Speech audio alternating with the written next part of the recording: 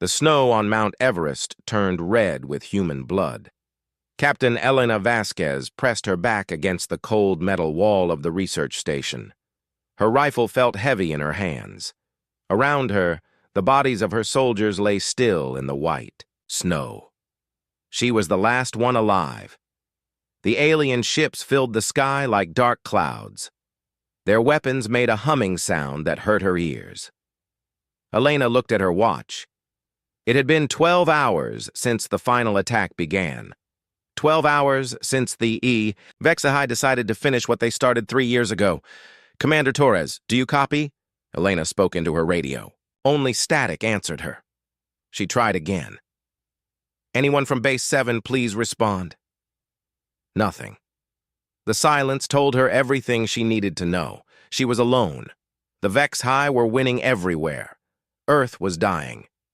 The blue planet that humans called home was becoming a factory for the aliens. They took everything, trees, animals, people. They turned it all into fuel for their war machines. Elena had seen the reports before the communication networks failed. New York was gone. London was gone. Tokyo was gone. Billions of people were dead. She pulled out a small metal chip from her pocket.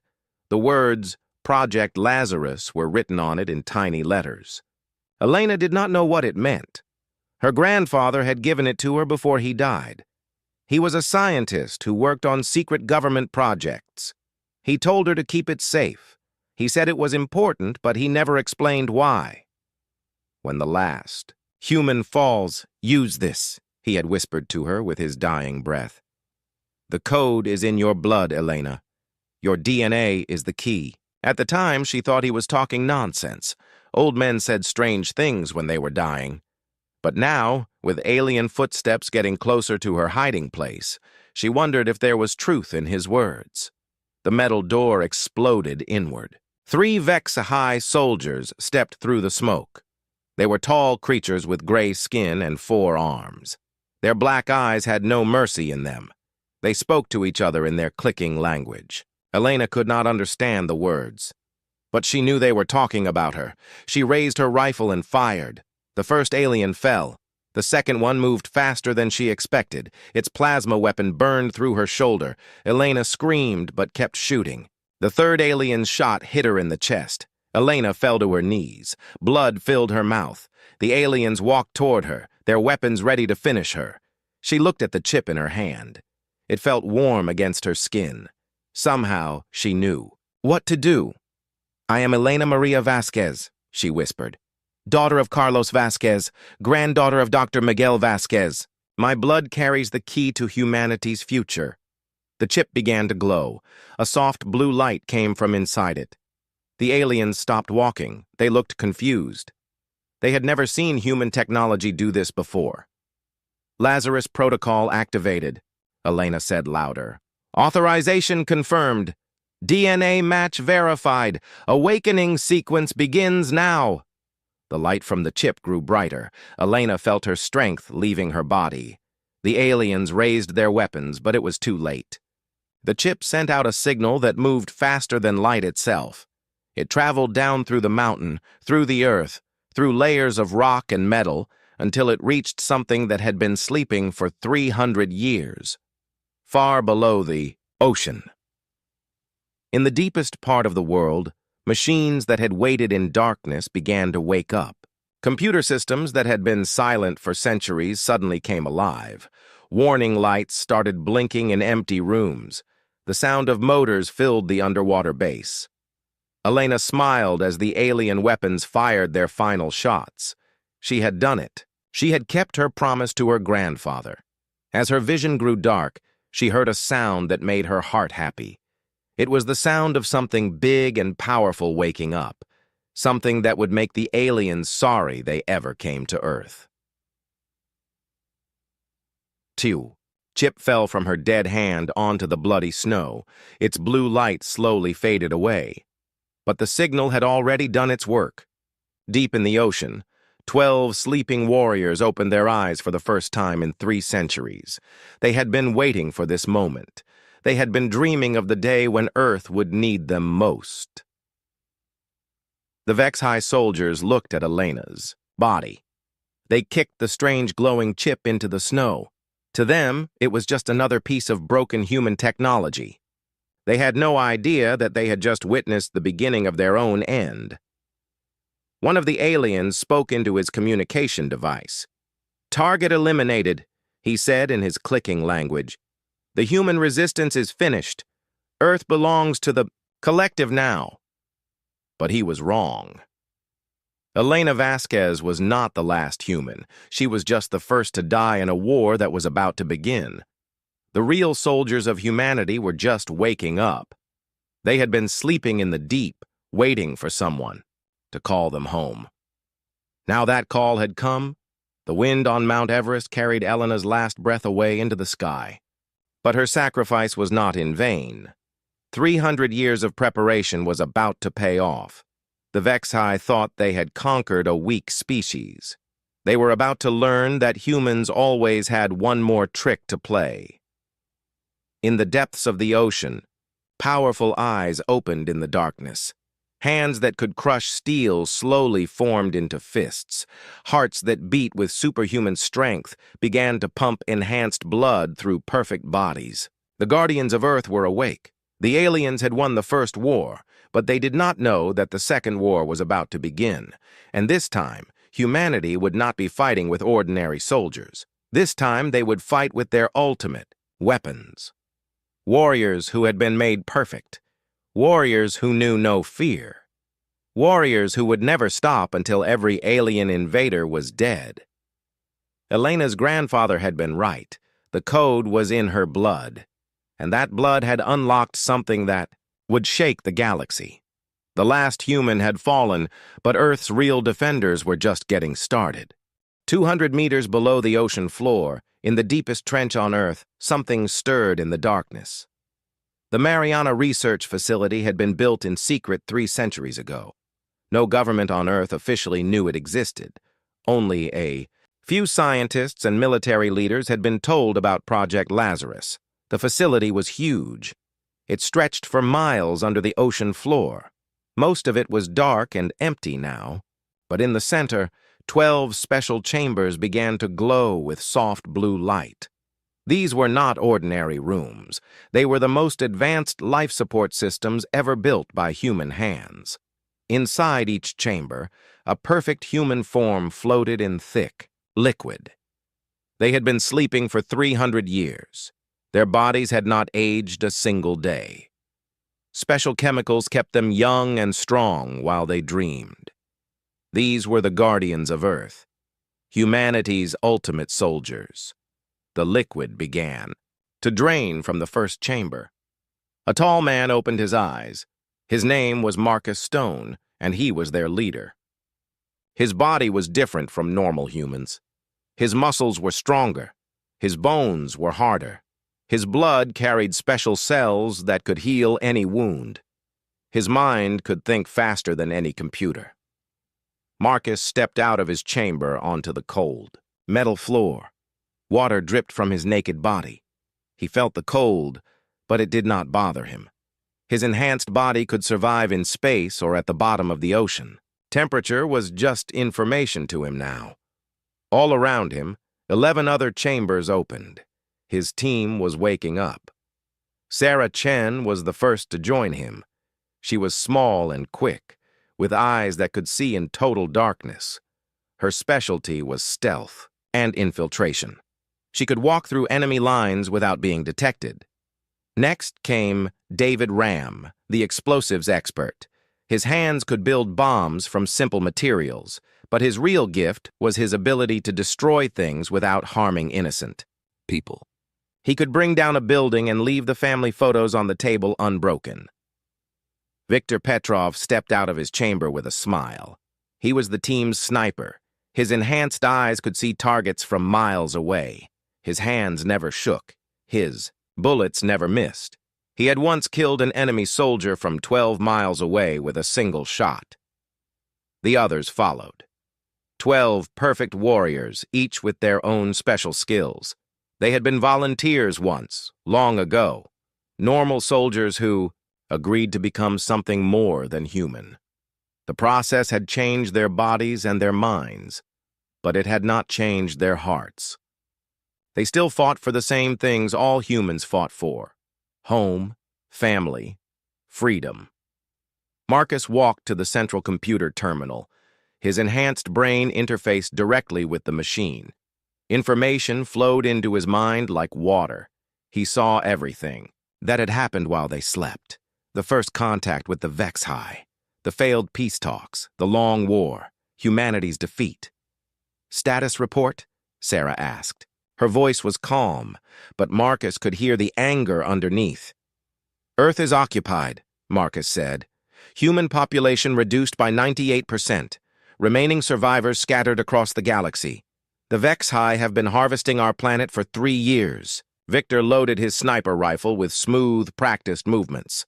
"How many aliens?" "Approximately 50 million HFY military personnel on Earth, 2,000 ships in orbit, main command vessel positioned over New York." David cracked his knuckles. 50 million, you say? That seems like a fair fight." The others laughed. It was not normal laughter. It was the sound that apex predators made when they found prey. The Guardians had been created for one purpose: to protect Earth when normal humans could not. They had trained for every possible scenario. Alien invasion was their specialty. Marcus accessed more files. He found Elena's final transmission, the brave captain who had activated them. He watched her die on Mount Everest while delivering the activation code. Her sacrifice had awakened them. Now it was time to make that sacrifice mean something. "The HFY think they've won," Marcus said. "They believe human resistance is finished. They're about to learn how wrong they are." Sarah studied tactical data on her personal display. "Their security is relaxed. They're not expecting any organized opposition. Most of their forces are involved in harvesting operations." "Perfect," Victor said. "Overconfident enemies make the best targets." Marcus outlined their mission parameters. Each Guardian would operate independently, 12 simultaneous strikes across the globe. Maximum disruption to enemy operations. No mercy for invaders. They moved to the equipment chambers. 300 years of technological advancement waited for them. Weapons that could penetrate any armor. Stealth suits that bent light around them. Communication devices that worked faster than any alien technology. The Guardians dressed in silence. Each piece of equipment was perfectly calibrated to their enhanced bodies. Their weapons felt natural in their hands. They had trained with these tools before their long sleep. Muscle memory was stronger than conscious thought. "Remember," Marcus said as they prepared to leave, "we are not just soldiers anymore. We are the continuation of the human spirit. Every alien we kill brings our species one step closer to freedom. Every base we destroy sends a message across the galaxy. Humanity is not extinct." The facility's exit tunnel led directly to the ocean floor. The Guardians could survive underwater without breathing apparatus. Their enhanced lungs could extract oxygen from water like gills. They swam upward through the darkness, moving faster than dolphins. At the surface, they separated. Each Guardian had their own target. Sarah headed for the orbital elevators in former Japan. Victor made his way toward the harvesting plants in Europe. David went to the weapon factories in South America. Marcus chose the hardest target for himself, the main command ship above New York, Admiral Korthak's personal vessel, the brain of the entire invasion force.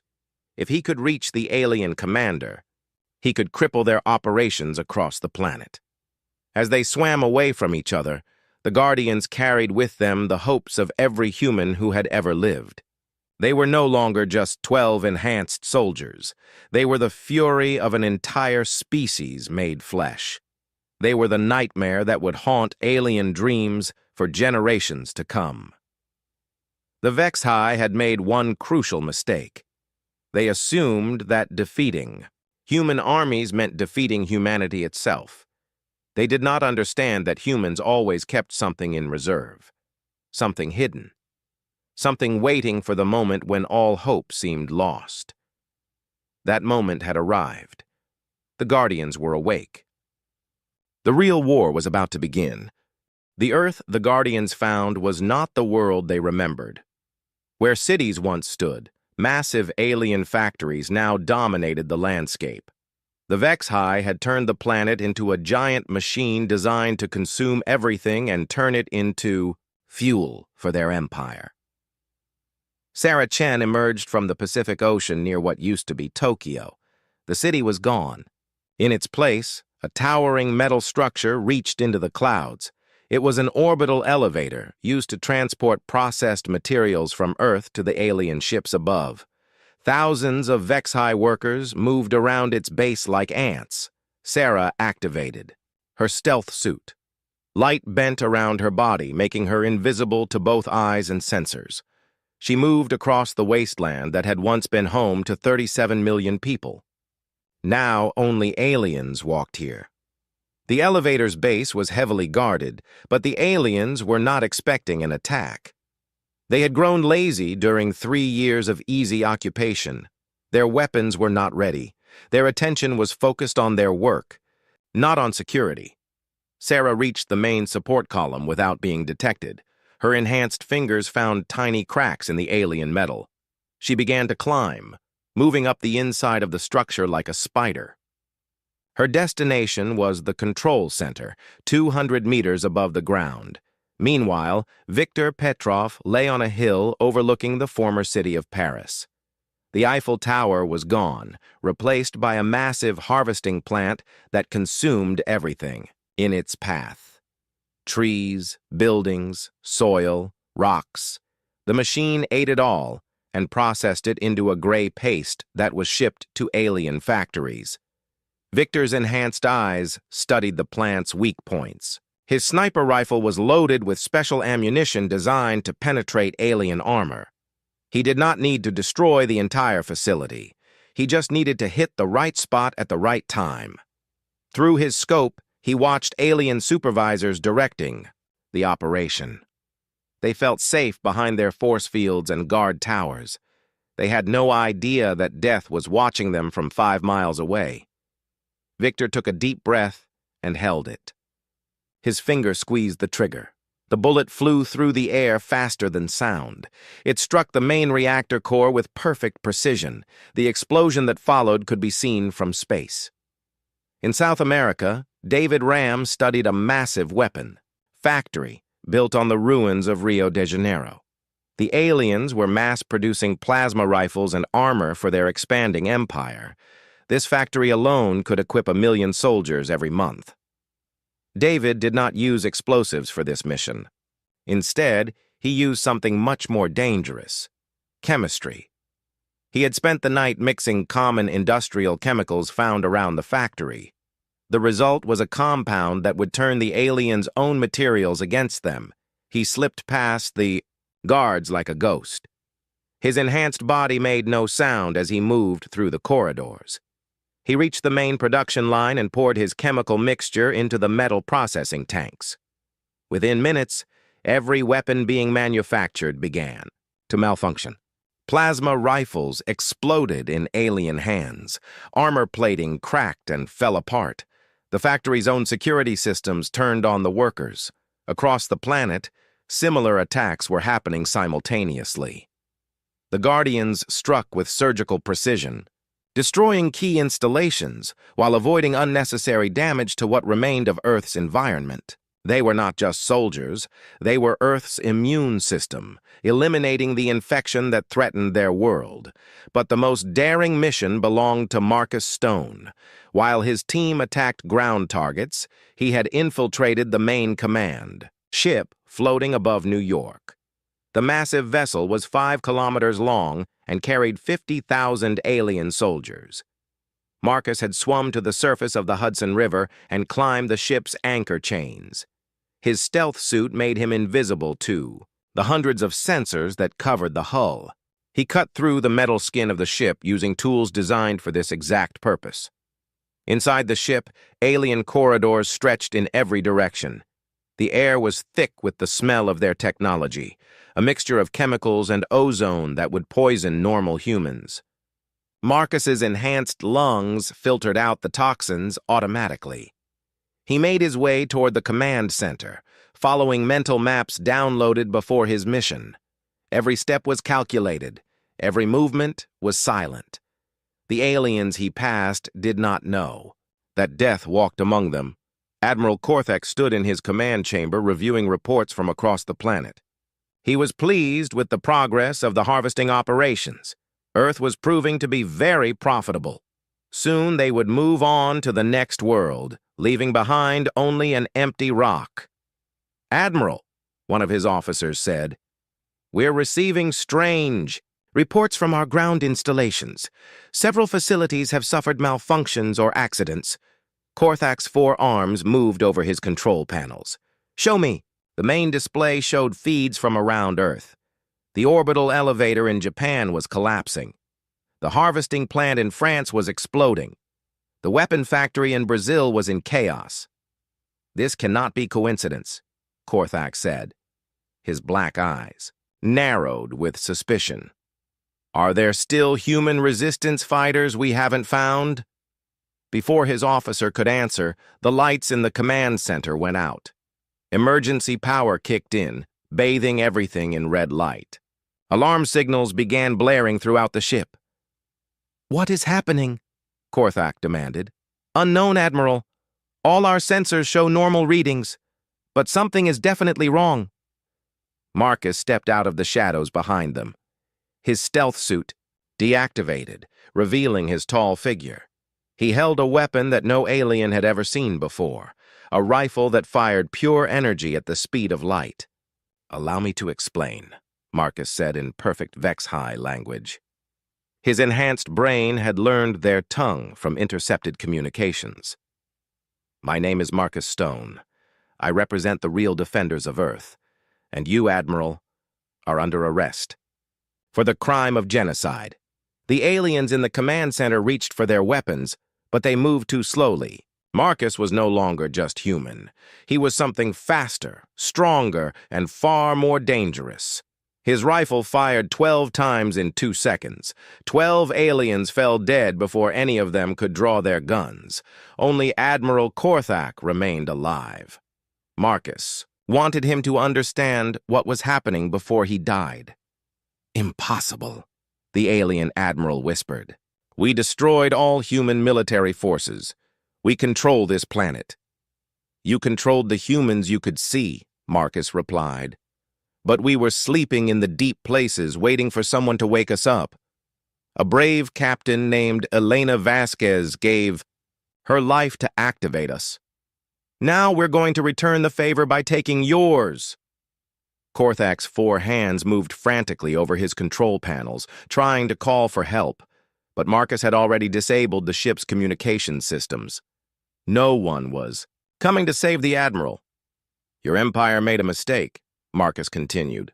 "You thought defeating our armies meant defeating us, but humans don't give up that easily. We always have one more trick to play, one more card to lay on the table. You just met our final card." The rifle fired one last time. Admiral Korthak fell to the floor of his own command chamber. The leader of the invasion was dead.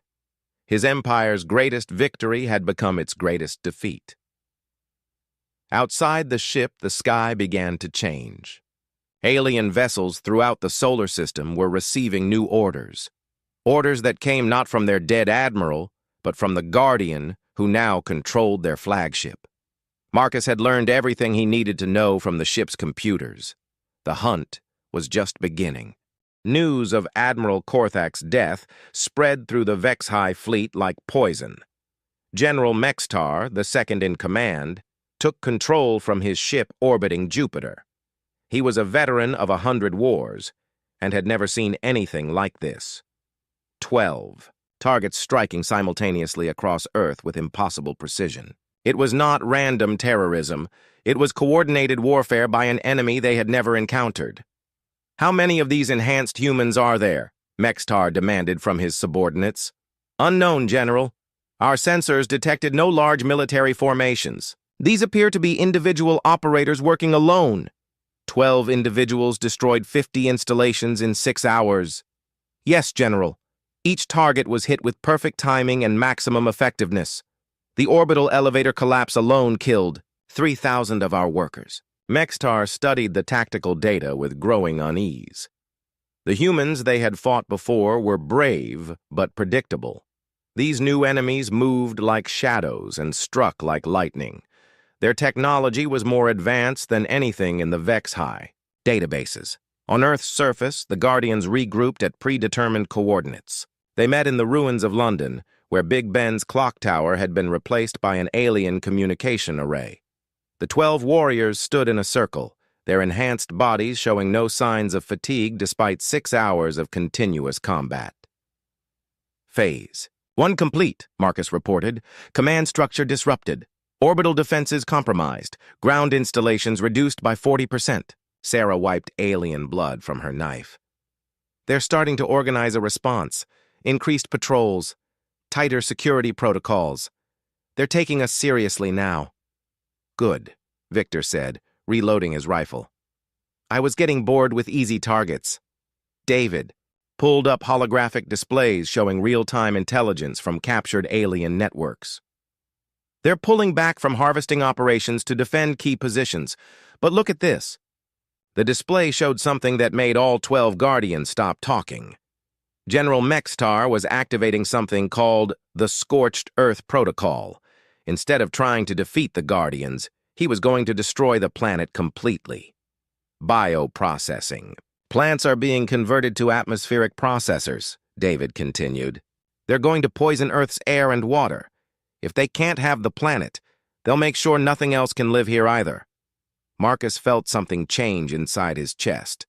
A cold anger that he had never experienced before. The aliens were not just invading his world anymore. They were trying to murder it completely.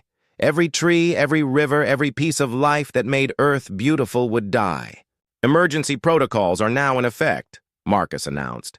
His voice carried a tone that his team had never heard before. Limiters are removed. Full enhancement activation is authorized. The other Guardians nodded grimly. They had hoped it would not come to this. The limiters in their bodies were safety devices that kept their enhancements under control. With those restrictions removed, they would become something beyond human. Something that could not return to normal life after the war was over. But Earth was dying. They had no choice. Sarah was the first to activate the full enhancement sequence. Her small body began to change. Her muscles became denser. Her bones grew harder. Her nervous system rewired itself for impossible speed. When the transformation was complete, she could move faster than human eyes could follow. Victor's enhancement focused on his senses and precision. His eyes could now see individual particles in the air. His hands became steadier than any machine. His mind calculated trajectory and wind resistance automatically. He had become a living weapon of perfect accuracy. David's changes were different. His brain expanded its capacity for chemistry and physics. He could look at any material and instantly know how to destroy it. His hands could build explosives from dirt and water. He had become the embodiment of controlled destruction. The others underwent their own transformations. Each Guardian became a specialist in their field, enhanced beyond the limits of biology or technology. They were no longer human soldiers with special equipment. They were forces of nature shaped like people. Marcus felt his own changes beginning. His body grew larger and stronger. His mind expanded to process information from a dozen sources simultaneously. His heart began pumping enhanced blood that carried nanobots designed to repair any damage instantly. He became something that could not be killed by conventional weapons. Remember, he told his team as their transformations completed. We are still fighting for humanity. We may not be human anymore, but we carry their hopes inside us. Every alien we kill brings our species closer to freedom. The enhanced Guardians spread across the planet like a plague of vengeance. They no longer moved like soldiers. They moved like natural disasters with intelligence and purpose. Sarah reached the main atmospheric processing plant in former Australia. in 30 minutes. She did not bother with stealth anymore. She walked through the main gate, her enhanced body moving too fast for the guards to target. Her weapons cut through alien armor like paper. She reached the central core and began dismantling it with her bare hands. Victor positioned himself on a mountain in the Himalayas and began systematic elimination of alien command personnel across 3 continents. His enhanced vision could see targets from incredible distances. His rifle fired bullets that could punch through starship hulls. Every shot removed another piece of the invasion's leadership. David reached the alien fuel depot in former Egypt and began the largest explosion in human history. He mixed local sand with alien reactor cores to create a blast that could be seen from orbit. The fireball consumed everything within 50 kilometers and sent a mushroom cloud into the atmosphere. But it was Marcus who delivered the most devastating blow. He returned to the command ship above New York, no longer bothering to hide his presence. The aliens saw him coming and fired everything they had: plasma cannons, missile batteries, energy weapons designed to crack planets. Nothing touched him. Marcus walked through the ship's corridors like an unstoppable force of nature. Bulkhead doors could not contain him. Weapon fire could not harm him. Security forces fell before him like wheat before a harvester. He was no longer infiltrating the ship. He was conquering it. When he reached the new command center, he found General Mextar waiting with his personal guard. The alien general held a device that would trigger every remaining atmospheric processor simultaneously. "Stay back, human monster," Mextar threatened. "One more step and I destroy your entire world." Marcus smiled. It was not a human expression anymore. It was the smile of something that had evolved beyond mercy. "Go ahead," Marcus said. "Destroy the atmosphere, poison the oceans, turn Earth into a dead rock. Do you know what will happen then?" Mextar's 4 hands trembled as he held the trigger device. "I'll hunt down every member of your species in the galaxy," Marcus continued. "Every world you've conquered, every ship you've built, every alien that carries Vex-High DNA. I'll become their nightmare. I'll be the monster that follows them through the darkness between stars.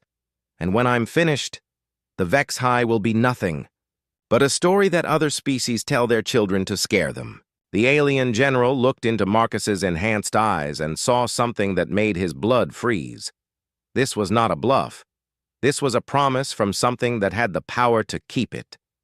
Mextar's hands slowly lowered the trigger device. "What do you want?"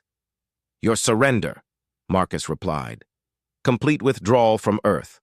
Reparations for the damage you've caused. And a guarantee that no alien force will ever threaten this world again." The general's pride warred with his survival instinct. "Survival 1. The collective accepts your terms," he whispered. The war was over. But the Guardians knew they could never return to being human. They had become something else to save their world. Now they would spend eternity making sure it stayed saved. 6 months after the last Vex-High ship left Earth's solar system, Marcus Stone stood on a hill overlooking the ruins of Washington, D.C. The alien factories were gone, dismantled by Guardian teams who worked tirelessly to restore their world. Where harvesting plants once poisoned the soil, new grass was beginning to grow. The cleanup was not easy. 3 years of alien occupation had left Earth scarred and broken. Entire ecosystems had been destroyed. Cities had been reduced to raw materials. The atmosphere itself carried toxins that would take decades to neutralize completely. But the planet was healing. And more importantly, humanity was coming home. The first refugee ships arrived from the Andromeda colonies 3 months ago. Humans, who had fled during the early days of the invasion, returned to find their world defended by 12 enhanced warriors who had become legends throughout the galaxy. The stories spread faster than the ships themselves. Earth's guardians, the soldiers who could not die, the protectors who would never rest. Sarah approached Marcus across the hill. Her enhanced senses detected his mood before she spoke. "The Antarctic facility is ready," she reported. "DNA samples from the deep vaults are stable. The cloning chambers are operational." Marcus nodded. This was perhaps their most important project. During the war, they had discovered secret research, facilities built by human scientists centuries ago. These underground complexes contained genetic samples from millions of humans who had lived before the invasion. Using advanced cloning technology, they could restore the species to its pre-war population. "How many are ready for activation?" Marcus asked. "The first 1,000. Children who will grow up in a world protected by guardians. They'll never know the fear that their ancestors experienced." Victor's voice came through their communication system. "Incoming ships from the Kepler colonies. 300,000 refugees requesting permission to return home." "Granted," Marcus replied. "Direct them to Settlement Area 7. David has the infrastructure ready." The refugee ships were arriving faster now. Word was spreading through human colonies across the galaxy that Earth was safe again, that the impossible had happened, that humanity's homeworld had been reclaimed from invaders who seemed unstoppable. Many of the returning humans were confused by what they found. Earth was not the same world they remembered. It was guarded by beings who looked human but moved, like forces of nature. Warriors who spoke softly but carried weapons that could destroy starships. Protectors who smiled kindly at children but made alien ambassadors tremble with fear. Are they still human? Refugees often asked each other in whispered conversations. The answer was complicated. The Guardians retained their human memories, emotions, and values. They cared about the same things humans had always cared about: family, home, freedom, the future of their species. But their bodies and minds had been enhanced far beyond human limitations. They could survive in space without protection. They could think faster than computers. They could heal from wounds that would kill normal people. Most importantly, they could not die of old age. The enhancements that made them superhuman also made them immortal. While the humans they protected would live normal lifespans, the Guardians would continue their watch forever. Dr. Elizabeth Harper was among the returning refugees. She had been a xenobiologist before the war and now served as Earth's primary liaison with returning human populations. She often spoke with the Guardians about the philosophical implications of their transformation. "Do you ever regret what you became?" she asked Marcus during one of their conversations. Marcus considered the question carefully. "We gave up our humanity to save humanity," he said. "That trade seemed fair at the time. It still does. But you'll never have normal lives. You'll never grow old with someone you love. You'll never have children. You'll watch every human you care about die while you continue living."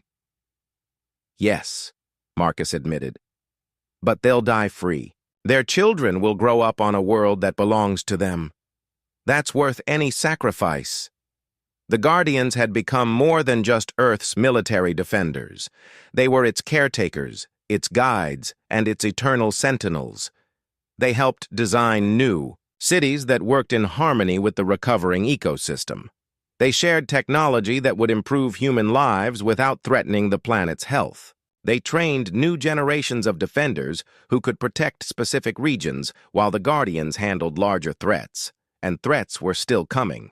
The Vex High defeat had sent shockwaves through the galaxy. Other alien empires were reconsidering their expansion plans. Some sought peaceful contact with the newly powerful human species. Others began plotting revenge for their fallen allies. The Guardians were ready for all of them. Long-range sensors detect 3 alien fleets approaching from different sectors, Sarah reported during their weekly strategy meeting. Korthak Empire, Zephyr Collective, and something we've never seen before. "Hostile intent?" Victor asked, already reaching for his rifle. "Unknown. The Korthak and Zephyr ships are requesting diplomatic contact. The unknown fleet is maintaining communication silence." Marcus studied the tactical displays, even enhanced. As they were, 12 Guardians could not defend Earth against multiple simultaneous invasions, but they no longer needed to fight alone. "Contact Admiral Chen," Marcus ordered. "Tell her to prepare the new Terra Defense Fleet for possible engagement." and activate the orbital defense platforms. The New Terra Defense Fleet was composed of human refugees who had chosen to remain in space as Earth's first line of defense. Their ships used technology reverse-engineered from captured Vex-High vessels and improved by Guardian innovations. They were not as individually powerful as the enhanced warriors, but they represented something equally important: a human military force that could operate independently. Earth was no longer dependent on 12 immortal protectors. It was becoming a fortress world capable of defending itself while the Guardians handled the most dangerous threats. As the alien fleets approached, Marcus felt a sense of satisfaction that he had not experienced since awakening from his long sleep. Earth was strong again. Humanity was growing again. The species that had once faced extinction now stood ready to defend not just their own world, but potentially others who needed protection from galactic predators.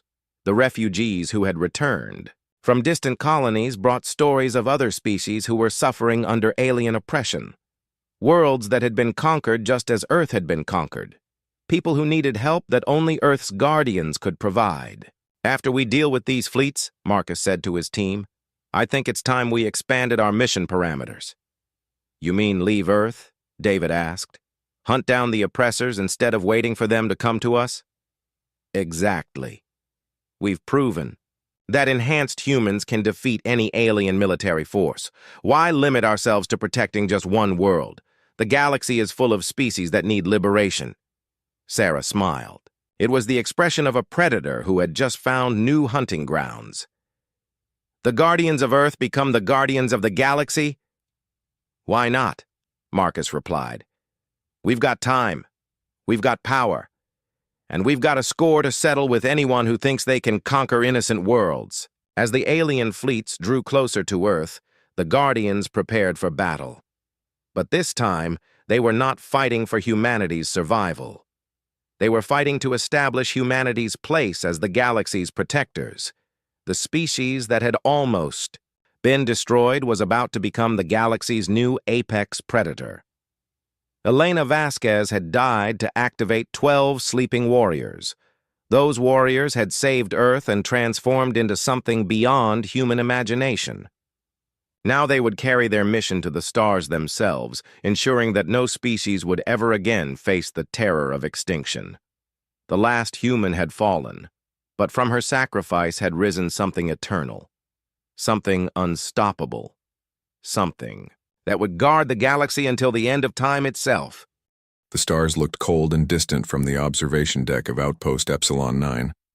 Frank Nelson stood with his hands clasped behind his back, watching the darkness of space. He had been commander of this small human outpost on Proxima Centauri, B, for 3 years. The colony below had grown to almost 5,000 people. Farmers, scientists, families seeking a fresh start, all looking to the stars with hope rather than fear. That would change today. "Commander," called a voice from behind him. "The sensors picked up something." Frank turned to face Linda Powell, his chief communications officer. Her normally calm face showed worry. "Show me," he said simply. They walked quickly to the control room where other staff members stood around the main display. The screen showed 3 large objects moving toward their system. The objects were unlike any ships Frank had seen before. They had no clear shape, seeming to shift and flow like living things. "Zendari," whispered Sam Brown, the outpost's intelligence officer. The name sent a chill through the room. For 300 years, the Zendari collective had moved through the galaxy like a plague. They took over worlds, absorbed technologies, and added each conquered species to their growing hive mind. No one had ever stopped them. Many species now existed only as memories inside the collective. "Are you sure?" Frank asked, though he already knew the answer. Sam nodded. "The energy signature matches what we got from the Tellarite refugees last month. It's them." Frank made his decision quickly. "Send emergency signals to Earth. Tell them exactly what we're seeing. Linda, start evacuation plans for the colony." "There's no time for a full evacuation," Linda said. "Those ships will be here in hours." "Then we save who we can," Frank replied. "Priority to children and those with critical knowledge." As his team rushed to work, Frank sent a private message to Earth's United Defense Fleet headquarters. He kept it short. Zendari vessels, approaching Proxima Centauri. 3 ships request immediate assistance. Preparing for contact. Frank knew help wouldn't arrive in time. The nearest battle group was 3 days away. His outpost had basic defenses, enough to stop pirates or handle small emergencies. Nothing that could fight the Zendari. On Luna, Admiral, Susan Wright received Frank's message while eating breakfast. She dropped her fork and immediately called an emergency meeting of the Defense Fleet's top officers. An hour later, she stood before 20 serious faces in the main conference room. The mood was grim. "The Zendari have reached Proxima Centauri," she said without greeting. "Our first colony outside the solar system is under direct threat. We all know what that means." The officers didn't need reminding. They had all studied the reports. The Zendari moved through space in their living ships, half machine and half organic. They didn't negotiate. They didn't take prisoners. They simply absorbed what they wanted and destroyed the rest. "Our closest ships can't get there." "For 3 days," said Admiral Wright. "By our best estimates, the colony has 5 hours at most." "We can't just abandon them," said Captain John Miller, pounding his fist on the table. "No one is suggesting that," Wright answered. "But I need real options, not just anger." The room fell silent as the officers realized how few choices they had. Then a voice spoke from the back of the room. There might be a way to buy them time. All heads turned to look at Lieutenant Alan Hayes. He was young for his rank, with bright eyes that never seemed to rest. Hayes worked in the Theoretical Weapons Division, a place where unusual minds explored ideas too strange for regular military thinking. "Explain," ordered Wright. Hayes stepped forward. "The Zendari operate as a network. Their ships aren't separate units but parts of one thinking system. They communicate using quantum entanglement." He pressed a button, and a complex diagram appeared on the main screen. "My team has been studying this technology. We believe their network has a weakness. If we create a strong enough temporal distortion field, we might be able to disrupt their connection, maybe even freeze them in place." "Captain," Miller laughed without humor. "And where would we get this temporal distortion field?" "That's science fiction, Lieutenant." "Not exactly," Hayes said. "The research vessel USS Defiant has been fitted with the Kronos device. It's a prototype based on my research. It creates bubbles where time moves differently." Wright's eyes narrowed. "The Defiant is at the Jupiter Research Station. Even at top speed, it couldn't reach Proxima in time." "It could if we use the experimental jump drive," Hayes said quietly. The room erupted in voices. The jump drive was another untested technology, designed to bend space rather than travel through it. A ship could potentially move vast distances in moments. But no one had dared try it with humans on board. Admiral Wright silenced the room with a raised hand. "You're suggesting we send an untested ship with an untested drive to deploy an untested weapon against the most dangerous enemy humanity has ever faced?" Hayes nodded. "Yes, Admiral. It's the only chance Proxima has." Wright thought for a long moment, looking at the faces around her. Then she made her decision. "Contact the Defiant. Tell them to prepare both the Kronos device and the jump drive. And find me a volunteer crew." To everyone's surprise, Hayes spoke up again. "Request permission to join the mission, Admiral. No one understands the Kronos device better than I do." Wright studied him. "Granted, but you'll need a captain who knows how to fight." "I know just the person," Hayes said. 12 hours later, Captain Olivia Carter walked onto the bridge of the USS Defiant. She was not what most people expected in a starship captain. Small in height with short brown hair, she moved with quiet confidence. Her record spoke for itself. 3 successful defenses against pirates in the outer planets, plus a daring rescue of miners trapped on Venus. She never raised her voice or made grand speeches. She simply got the job done. The bridge crew stood as she entered. Lieutenant Hayes was already there, looking both excited and terrified. "Captain on deck," announced Eric Johnson, the communications officer. "At ease," Carter said. "I understand. We're attempting 2 impossible things today. First, we're going to test a jump drive with human passengers. Then we're going to pick a fight with the Zendari. She looked at each crew member in turn. Anyone who wants to stay behind now is your chance, no marks on your record. No one moved. Carter nodded, pleased but not surprised.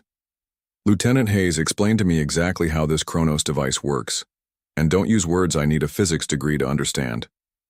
As Hayes began to explain, the Defiant prepared to make history, or die trying. Back at Proxima, Frank Nelson watched the Zendari ships grow larger on his screen. He had done all he could. Now he could only hope that Earth had some miracle to offer. He didn't know it yet, but that miracle was already on its way. The jump was nothing like Olivia Carter expected. One moment the Defiant was near Jupiter. The next, stars stretched into lines her stomach seemed to turn inside out. And then they were somewhere else. The transition lasted less than 3 seconds, but those seconds felt both endless and instant. "Jump complete," said Catherine Douglas, the chief engineer. Her voice shook slightly. "All systems checking out." "Location?" Carter asked, fighting a wave of nausea. Eric Johnson checked his instruments. "We're in the Proxima Centauri system." "Captain, the jump worked perfectly." A cheer started but died quickly when the main screen showed what awaited them. 3 massive Zendari vessels moved toward the small planet where humanity had built its first colony outside the solar system. The alien ships looked like giant sea creatures made of metal and strange organic materials that seemed to pulse with light. "Time to colony attack?" Carter asked. 43 minutes, replied Lisa Morgan from the security station. Lieutenant Hayes stood from his station. "Captain, we need to get the Kronos device ready. It will take at least 30 minutes to power up." Carter nodded. "Do it. Dr. Peters, help him." William Peters, the ship's science officer, followed Hayes to the lower deck where the device waited. It didn't look impressive. Just a metal sphere surrounded by rings that would spin when activated. Yet this simple-looking machine might be humanity's only hope against the Zendari. "How are our weapons?" Carter asked Morgan. "Standard plasma cannons and defense shields," Morgan answered. "Against the Zendari." She didn't finish her sentence. Everyone knew human weapons had never stopped a Zendari ship before. "Our job isn't to destroy them," Carter reminded her crew. "We just need to buy time for the colony and test Hayes' theory about disrupting their network." On the colony planet below, Frank Nelson watched the Defiant appear on his sensors. At first he thought the reading was wrong. No human ship could have reached them so quickly. "What is that?" he asked, pointing at the small ship now between his colony and the approaching Zendari. Sam Brown checked the identification signal. "It's the USS Defiant, sir, a research vessel, but it shouldn't be possible for them to be here." "Send them a message," Frank ordered. "Ask what they're doing." Linda Powell tried to contact the ship. "They're responding, sir." A woman's face appeared on the screen. "This is Captain Olivia Carter of the USS Defiant. We're here to test a new defense against the Zendari. Start evacuating your critical personnel. We'll try to buy you time." Frank stared in disbelief. "Captain, you're one small ship against 3 Zendari vessels. What can you possibly do?" "Something they won't expect," Carter replied. "That's all I can say right now. Use whatever time we give you wisely." The communication ended. Frank turned to his staff. "You heard her. Continue the evacuation." Aboard the Defiant, Hayes and Peters worked quickly to prepare the Kronos device. "The theory is sound," Peters said as he checked connections.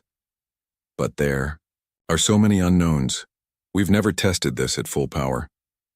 Hayes nodded as he typed commands into the control panel. "I know. The time dilation field could be too weak to affect them, or it could be so strong it traps us forever." "Is that supposed to be comforting?" Peters asked with a small smile. "Just being honest," Hayes replied. "But it's the only idea we have that might work." The device began to hum as power flowed into it. The rings started to spin slowly, building speed with each passing minute. On the bridge, Carter received a message from Johnson. "Captain, the Zendari ships have noticed us. They're changing course to intercept." Carter had expected this. The Zendari always eliminated any resistance before attacking their main target. "How long until they reach us?" she asked. 8 minutes, Johnson replied. Carter opened a ship-wide channel. All hands, prepare for encounter with Zendari vessels. Hayes, what's the status of the Kronos device? Almost ready, Captain, Hayes's voice came back. We need 5 more minutes for full power. We might not have 5 minutes, Carter said. Do your best. The Zendari ships approached faster than expected. Their organic mechanical design allowed them to move in ways no human ship could match. They're scanning us, Johnson reported. Very intense scans. They seem confused. That makes sense, Morgan said. They've conquered dozens of species, but they've never met humans before. They don't know what to expect from us. Let's keep it that way, Carter replied. Evasive pattern delta. Don't let them get a good reading on our systems. The Defiant moved in an unpredictable pattern, but the Zendari adjusted quickly. One of the alien ships fired a beam of energy that the Defiant barely avoided. That was just a warning, Morgan said. Next time they won't miss. The bridge shook as another energy beam grazed their shields. Shields at 80%, Morgan reported. Hayes, Carter called. We need that device now. In the lower deck, Hayes and Peters worked frantically. Almost there, Hayes replied. 30 seconds. The ship rocked again, harder this time. Direct hit, Morgan shouted. Shields at 60%. Hayes watched the final power sequence complete. It's ready, Captain. Activate it now, Carter ordered. Hayes pressed the activation command. The rings of the Kronos device spun so fast, they became a blur. A bright blue light filled the lower deck and then spread throughout the ship. On the bridge, Carter and her crew watched as the blue light extended beyond their ship, reaching toward the approaching Zendari vessels. What should we expect? Carter asked. If it works? Hayes's voice came through the comm system. A localized time dilation field. Inside the field, time will flow differently than outside. The blue light enveloped the closest Zendari ship. For a moment, nothing seemed to happen. Then incredibly, the alien vessel appeared to slow down. Not just slow, it began to stop completely, frozen in space. It's working, Johnson whispered. The blue field expanded further, catching the second and then the third Zendari ship. All 3 vessels hung in space, energy weapons still visible but the destructive beams suspended in mid-flight. I don't believe it, Morgan said. They're completely stopped.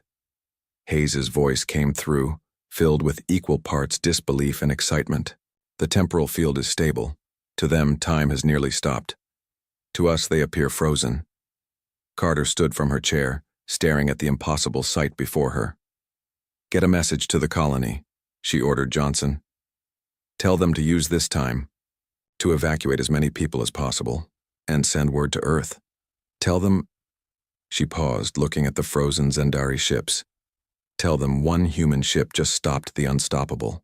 For the first few minutes, the crew of the Defiant simply stared at the frozen Zendari ships. No one spoke. What they were seeing should not have been possible. How long will they stay like that? Captain Carter finally asked.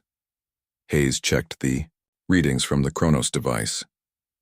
Hard to say, the device is using massive amounts of power. Maybe a few hours at most. That gives us a window, Carter said. She turned to Dr. Peters. This is an opportunity we can't waste. I want to know everything possible about those ships. Peters nodded. I'll start deep scans right away. I'll help, Hayes offered. We need to understand how their quantum network functions if we want to find a more permanent solution. Carter agreed. Johnson, maintain contact with the colony.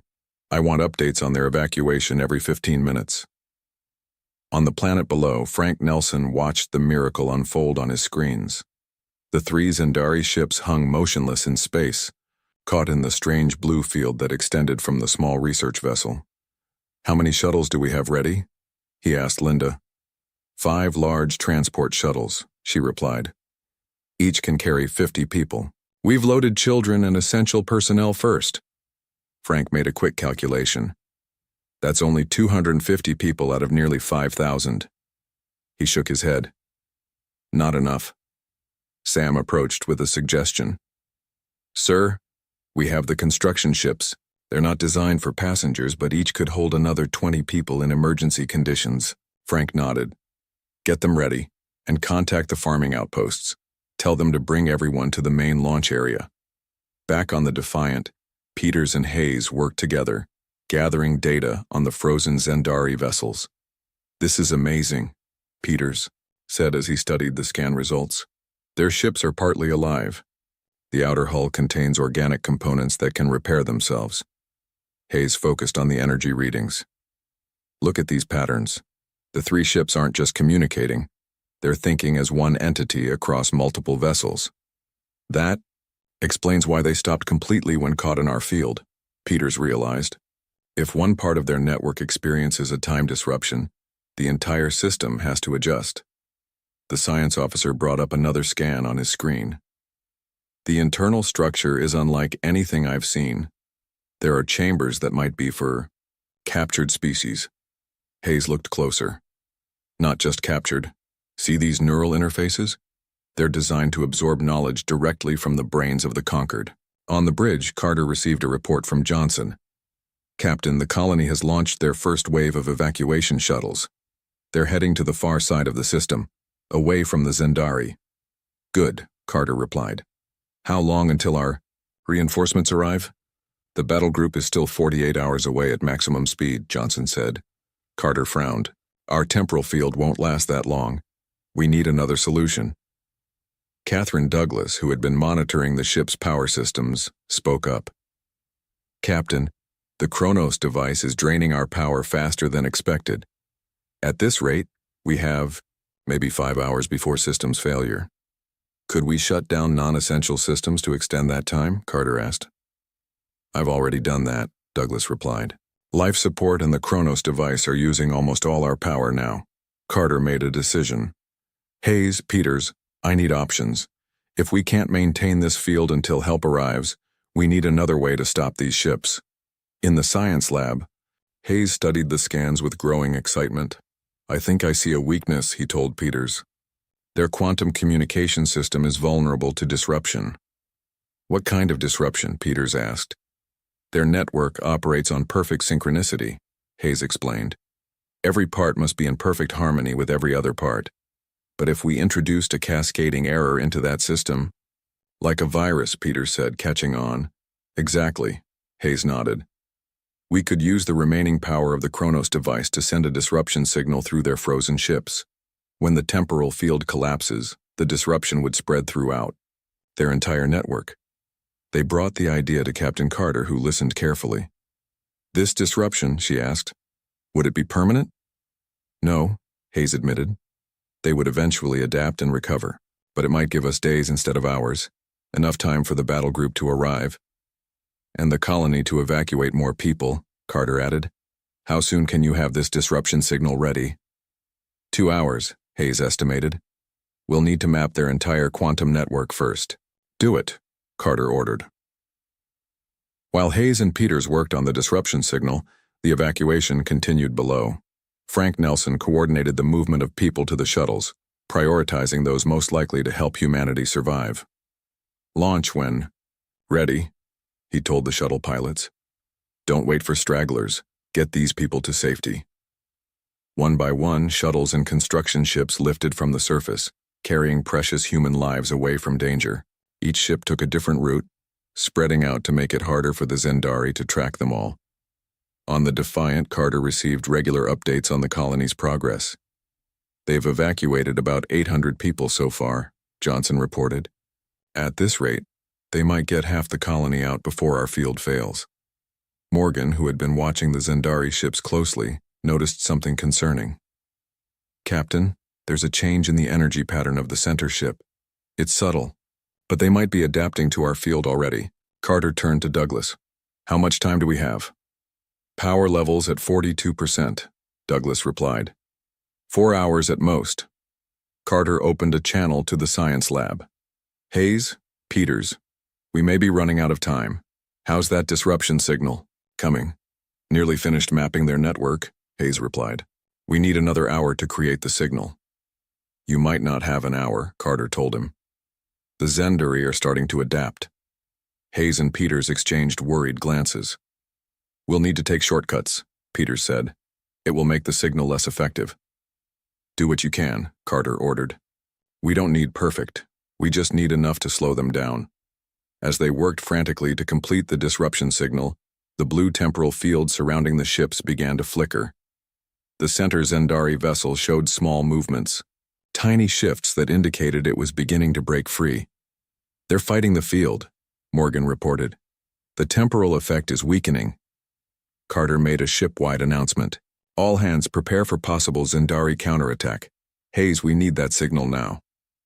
In the science lab, Hayes and Peters finished their work just as the ship's lights dimmed. Power at 28%, Douglas warned. Hayes looked at the completed signal on his screen. It wasn't perfect, but it might be enough. Signal ready, Captain, he reported. Uploading to main systems now. Carter gave the order everyone had been waiting for. Target the center ship and fire the disruption signal. The Defiant released a pulse of energy directly into the weakening temporal field. The pulse hit the center Zendari ship, penetrating its partially awakening systems. For a moment, nothing happened. Then the center ship's lights flickered and strange energy patterns rippled across its surface. It's working, Hayes said, watching the readings. The disruption is spreading through their network. All three Zendari ships began to show signs of internal chaos as the signal moved through their connected systems. Now we wait, Carter said, and hope we've bought enough time. The next hour was tense on the bridge of the Defiant. Everyone watched the Zendari ships looking for signs that the disruption signal was working. Slowly, the temporal field continued to weaken as the Kronos device drained the last of the ship's power. Power at 15%, Douglas reported. We have maybe 2 hours before complete failure. Hayes studied the readings from the Zendari vessels. The disruption signal is spreading through their systems, but slower than I hoped. Their adaptive capabilities are impressive. Will it be enough? Carter asked. Hard to say, Hayes admitted. But we've definitely hurt them. The center Zendari ship began to move slightly, fighting against the weakening temporal field. Its movements were jerky and uncoordinated, like a person trying to walk while dizzy. They're confused, Peter said. The disruption is affecting their control systems. On the planet, Frank Nelson received a message from the Defiant explaining the situation. He increased the speed of the evacuation, knowing they might have less time than expected. We've loaded 15 shuttles so far, Linda reported. About 1,200 people have left the planet. That's not enough, Frank said. Keep them moving, no delays. Sam approached with news. Sir, long-range sensors show multiple small objects leaving the Zendari ships. I think they're launching some kind of probes. Frank's face showed concern. They must be adapting. The Defiant's trick won't work forever. He sent an urgent message to Captain Carter warning her about the probes. On the Defiant, Morgan spotted the small objects on her security screens. Captain, we have multiple launches from the Zendari vessels. Small craft moving slowly but accelerating. Target analysis? Carter asked. They appear to be heading toward the planet, Morgan said. They're avoiding our temporal field. Carter made a quick decision. We can't let them reach the colony. Morgan, prepare to fire plasma cannons. Target the nearest probes. But Captain, Johnson said, if we use weapons, we'll drain our power even faster. We have no choice, Carter replied. Those probes could carry weapons or worse. Hayes, what do you think they are? Hayes checked the scans. Based on what we've learned about Zendari technology, they could be neural integration drones. They'll try to establish links with the colony systems or even directly with people.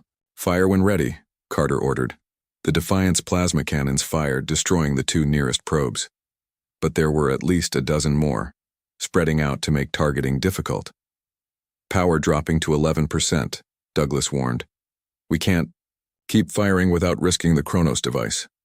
Carter turned to Hayes. We need options. Fast. Hayes thought for a moment. The probes must be communicating with the main ships using the same quantum network. If we modify our disruption signal to target their specific frequency, we could disable them all at once. Peters finished his thought. Do it, Carter ordered. While Hayes and Peters worked on modifying the signal, more shuttles lifted off from the colony. Frank Nelson directed the evacuation from the surface, moving people as quickly as possible. They had loaded nearly half the colony now, but time was running out. One of the Zendari probes evaded the Defiant's defenses and reached the colony's main complex. It attached itself to the communications tower and began to interface with the systems. "Cut all connections to that tower," Frank ordered when he saw what was happening. "Physical disconnection only.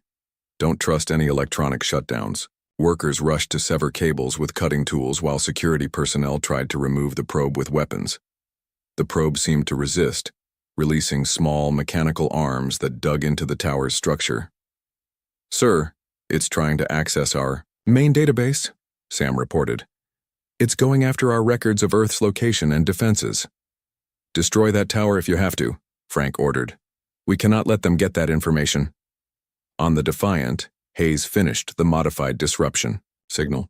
"Ready, Captain. But we'll need to drop the temporal field completely to broadcast this new signal at full strength." "If we do that, the Zendari ships will be free to move," Morgan pointed out. "Not immediately," Hayes said. "Our previous signal is still working. Through their systems. They'll be disoriented for a short time." Carter weighed the risks. "How many more shuttles need to launch from the colony?" Johnson checked the reports. "At least 20 more to get everyone out." "That's too many," Carter said softly.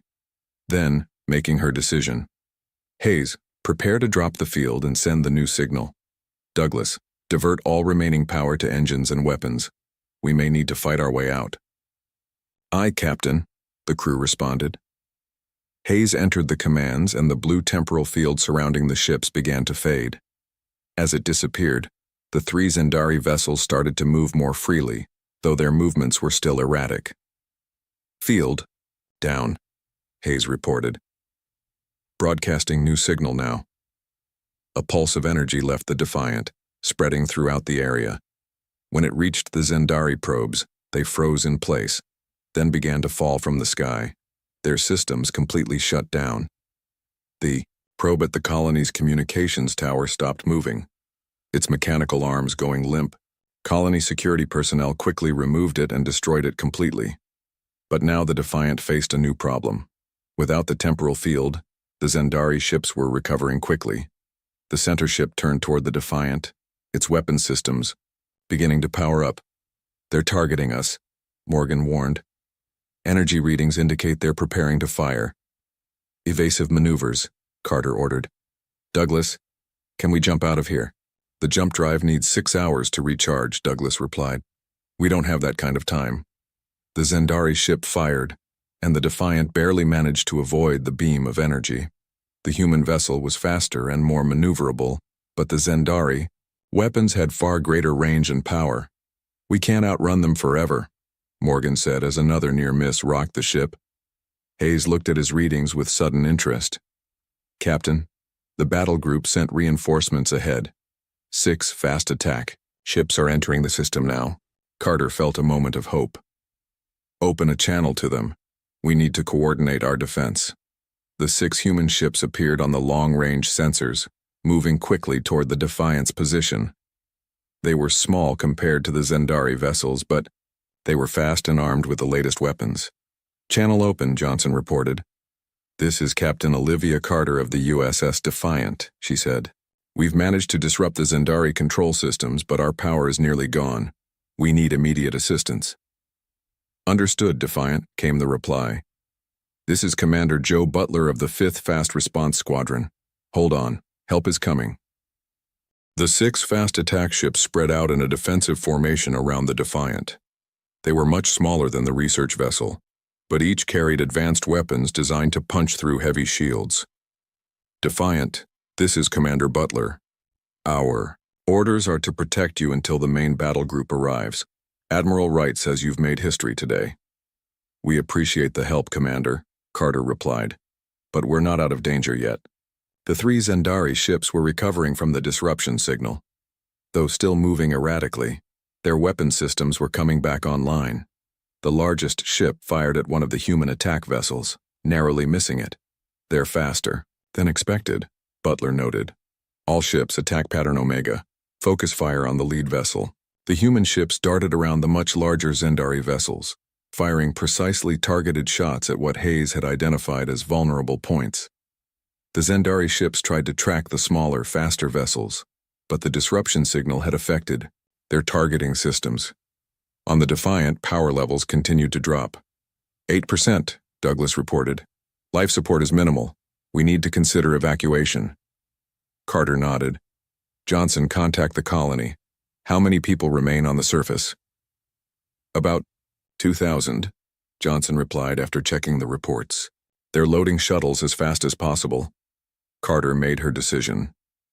Send a message to Commander Butler. We need his ships to cover the colony evacuation. The Defiant will serve as a distraction. Hayes looked alarmed. Captain, with our power levels, we can't withstand direct fire from even one Zendari ship. I know, Carter said calmly, but we still have one advantage. They want to capture our technology. They won't destroy us if they can avoid it. On the planet, Frank Nelson received the message from the Defiant. He watched as 5 of the fast attack ships broke off to protect the colony, while the Defiant and 1 attack ship confronted the Zendari vessels. She's buying us time, he told his staff. Don't waste it. Get everyone to the remaining shuttles. The evacuation speed doubled with the protection of the 5 attack ships. The small human vessels destroyed any Zendari probes that approached the colony, allowing the shuttles to take off safely. Meanwhile, the Defiant performed a dangerous maneuver, flying directly toward the center Zendari ship.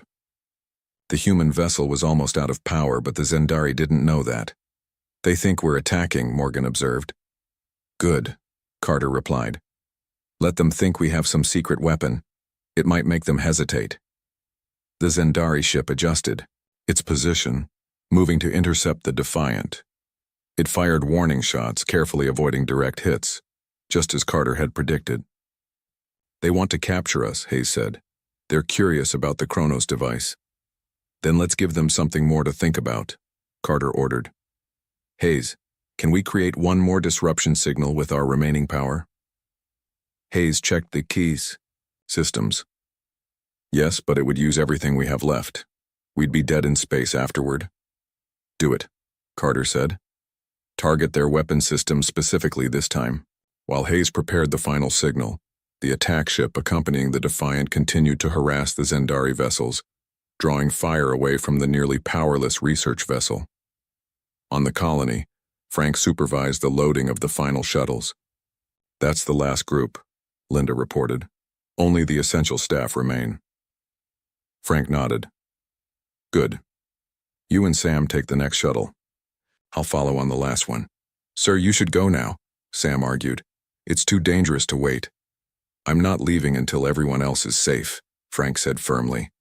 That's final. Back on the Defiant, Hayes completed the preparations for the final disruption signal. Ready, Captain. But this will drain our last reserves. Everyone to emergency stations, Carter ordered. Prepare for complete power loss. The crew rushed to secure vital systems and don protective gear as life support prepared to shut down. Fire the signal, Carter ordered once everyone was ready. Hayes activated the command, and the Defiant released one final pulse of energy directly at the approaching Zendari vessel. The pulse hit the alien ship squarely, and immediately its weapons went dark. Direct hit on their weapons systems, Morgan reported with satisfaction. Then, as predicted, the Defiant's lights flickered and went out. Emergency lighting provided minimal visibility as all systems shut down. We're dead in space, Douglas confirmed. Everything except basic life support is gone. The Zendari ship approached the powerless Defiant cautiously. Without weapons, it could no longer threaten the human vessel, but it could still capture it. They're extending some kind of docking tube, Johnson reported, watching on a backup screen powered by emergency batteries. Just as we wanted, Carter said. They'll try to board us. But we have no way to fight them off, Morgan pointed out. Carter smiled slightly. We don't need to. Look. On the screen, 12 large ships appeared at the edge of the system. The Earth battle group had arrived early, pushing their engines to the limit after receiving word of the Defiant's success. Perfect timing, Carter said. The Earth ships immediately engaged the Zendari vessels. with their weapons disabled and their systems still suffering from the disruption signals. The alien ships were at a severe disadvantage. The battle was brief but intense. 2 of the Zendari vessels managed to escape, jumping to some unknown coordinates, but the largest ship, the one preparing to board the Defiant, was captured. Within hours, Earth shuttles arrived to evacuate the crew of the Defiant. As Carter prepared to leave her ship, Hayes approached her. "We did it," he said, still sounding surprised. "We actually stopped them." "Yes," Carter agreed. "Though I don't think this is the end. The 2 ships that escaped will report back to their collective. They'll adapt to our tactics. But now we have their ship to study," Hayes pointed out. "And we know their weakness. Humanity has a fighting chance now." As the last shuttle left the colony, Frank Nelson looked back at the world they had built. It wasn't a final goodbye. They would return once the danger had passed. But it still hurt to leave. His shuttle joined dozens of others heading toward the Earth battle group. On the main communication channel, Admiral Susan Wright spoke to all the evacuees and military personnel. "Today marks a turning point," she said. "For centuries, the Zendari collective has expanded unchecked across the galaxy. Today, 1 human ship stopped them cold. The knowledge we've gained will help protect not just humanity, but all free species threatened by the collective." As Frank's shuttle approached the Earth flagship, he saw the crew of the Defiant being welcomed aboard with cheers and applause. Captain Carter, Lieutenant Hayes, and the others had become instant heroes. Frank understood why. They had done more than save a colony. They had given the galaxy something it had lacked for centuries when facing the Zendari: hope. The Zendari would return, of course, but next time, humanity would be ready. And somewhere in the vast darkness of space, the 2 escaped Zendari ships carried an unexpected message back to their collective. A warning about a species that could freeze time itself, a species that refused to be conquered, a species called humans.